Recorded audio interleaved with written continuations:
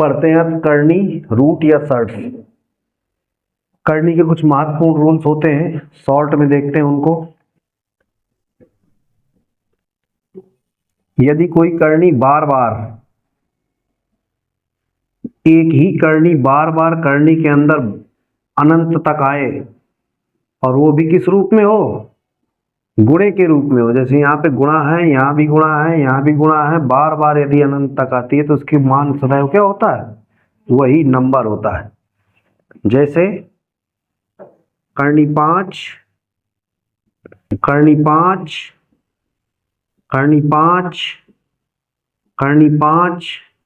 और ये अनंत तक जाए, इसकी वैल्यू हमेशा क्या रहेगी, सेम नंबर रहेगा। यदि अलग अलग करनी बार बार रिपीट हो,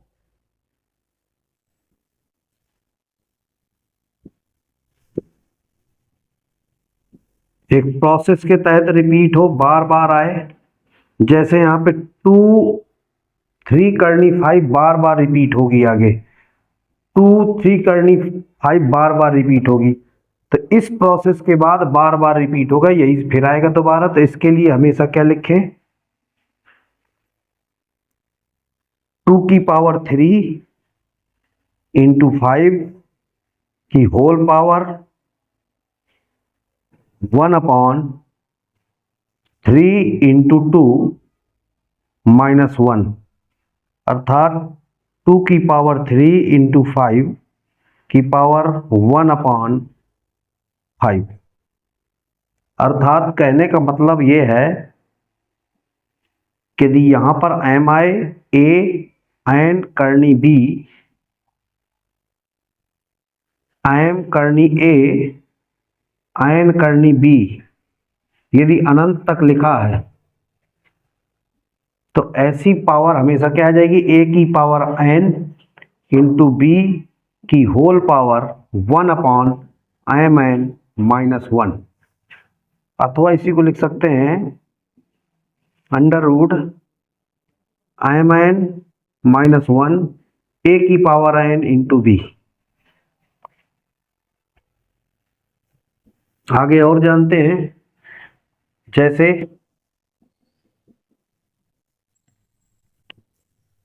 5, 3, 4 करनी 2, 5, 3, 4 करनी 2 बार बार आ रही है, तो इसको लिख सकते हैं क्या,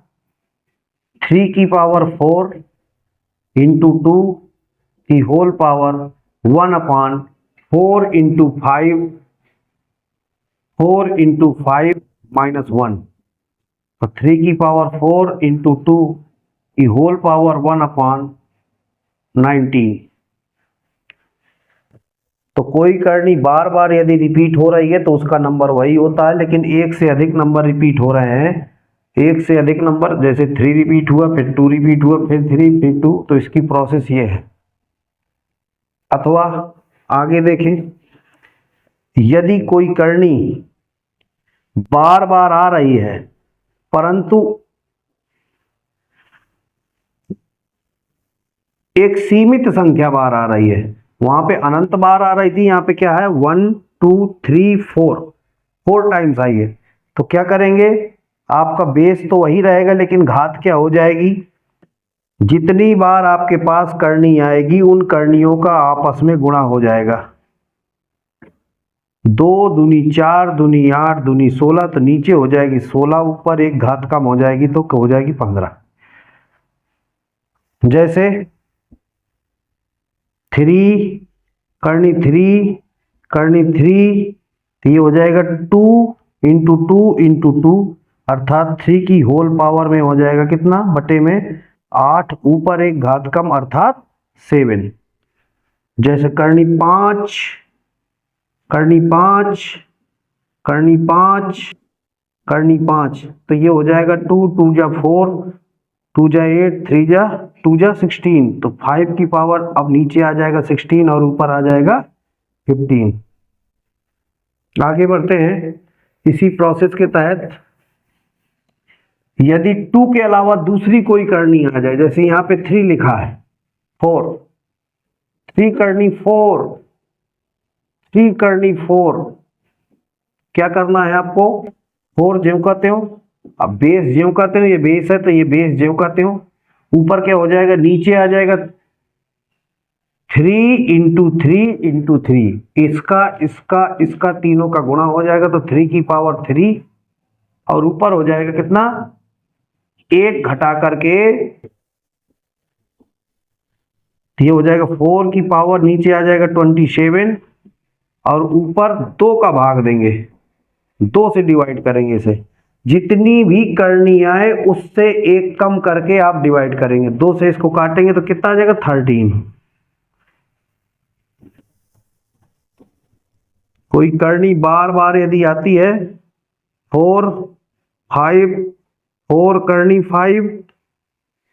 4 करनी 5, तो आप कहेंगे 5 ज्यों कहते हो, नीचे क्या लिखा जाएगा, 4 चौको 16 चौको 64, तो नीचे आ जाएगा 64, ऊपर क्या आएगा, जितनी करनी लगी है उससे एक कम करके भाग दे दें और पूर्णांक लिख दें, 3 का भाग दे देंगे, 3 का भाग इसमें देंगे तो क्या लिखा जाएगा, 3 2 जा 6, 3 1 जा 3, इसमें 3 का भाग दे देंगे तो ऊपर वैल्यू आपको पता चल जाएगी। जैसे और देख लें, 6 3, 6 करनी 3, 6 करनी 3, तो क्या लिखेंगे इसे, 3 जो कहते हो, नीचे आ जाएगी 6 गुणे 6 गुणे 6, ऊपर क्या हो जाएगा, ऊपर हो जाएगा 6 गुणे 6 गुणे 6 माइनस 1 डिवाइडेड बाई 5, ऐसे समझ लें।